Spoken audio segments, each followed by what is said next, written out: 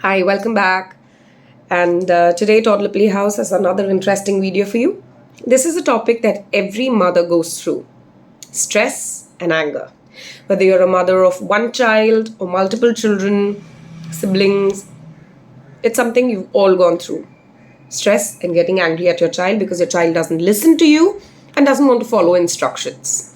Whether the child is just a 2-year old, a 4-year old, or a 7-year old, even a 10-year old, they don't listen to us. So, what can you do at that situation? You get stressed, you get angry, and you shout at them. Let me tell you, as a mother of 3 children, this has not worked for me. I shout, I get so angry, but it hasn't worked. Not like they've become well behaved and they listen to me. No, that has not happened. So, what did I do? I changed tactics. I read a lot of parenting books, read a lot of parenting blogs, and tried a lot of things on my children. And this is what I found worked very well. Firstly, each child is different. We need to understand that. We can't tell our children, look at your brother, he listened to me, he was such an angelic child, and look at you, you just don't listen to me. That is not going to make your child want to become better. That is going to make your child rebel more because he is he. He is not going to be his brother.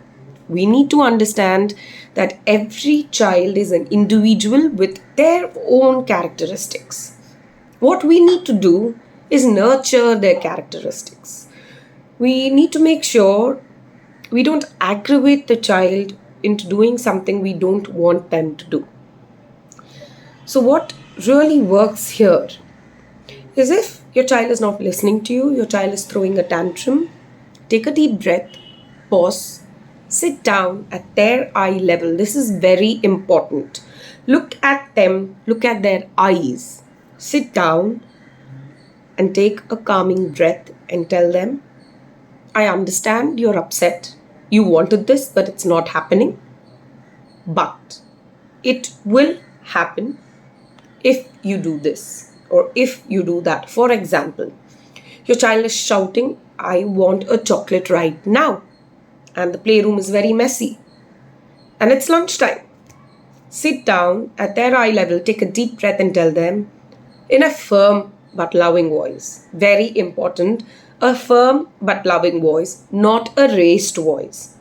Sit down and tell them, I know you feel like eating a treat. I know you feel like eating chocolate. I will also eat it with you. But first, let's clean up your room, eat lunch, and then you and me, we can sit and have the entire bar of chocolate. I'm sure this is not something like magic where your child will transform immediately in just one day. It might take a week or even 10 days. But trust me, doing this, your child will slowly start to listen to you.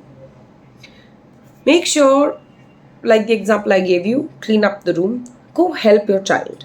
Don't just let the child go in alone to clean up the room because the child is going to feel unwanted. Okay, mommy gave me instructions and mommy left. Mommy is not with me. That is not what we want the child to think. So if you have siblings at home, if you have multiple children at home, get all of them to do it. The elder one might say, I didn't play with those toys. Why should I clean up? It's our house. It's our toys. Not today, but tomorrow you might take it and play with it. So don't you want it to be safe? Help your brother or help your sister clean up. Come, we will all clean up. Come, we will all sit together for lunch and we will all eat chocolate together. Again, the siblings might immediately fight and say, no, I want a chocolate. Don't give him a chocolate. So don't go there and say, no, you must share, you must care. That will come later. Fine, relax. First, let's clean up. First, let's eat lunch.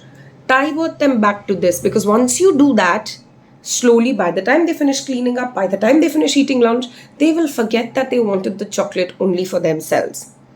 If you create a very happy atmosphere, they will be more open to sharing. So what you could understand from this example is we could have easily gotten angry at that situation and shouted and said, what is wrong with you? You can't eat chocolate. You will keep your mouth shut and come and sit and eat lunch. The child will not enjoy the lunch. The child will not eat lunch fully. Or the child might continue to throw a tantrum, getting you more and more angry. Nobody would have calmed down if you had showed your anger. But instead, if you sit down to the child's eye level and talk to them in a firm voice, but in a loving tone, this is what's going to happen. I understand that you're upset, you're angry because you're not getting what you want, but you will get what you want. Let's first do these steps. So, my advice to all parents would be children will become teenagers very soon. They will outgrow this young age, this toddler phase, this tantrum phase. Let's enjoy them. Everything is a memory. Everything that you do is creating a memory for your child and yourself.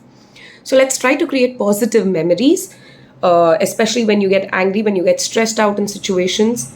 Try to calm yourself with a deep breath first, and then sit down with the child and try to talk to the child at the child's eye level. Having an eye contact while speaking to the child is something very, very important and has a very positive effect on the child's upbringing. So, my only advice to parents would be try to calm yourself. I know it's easier said than done. At that moment, we just get so angry and you'll be like, where do I have time to take a deep breath? But try it. Try it.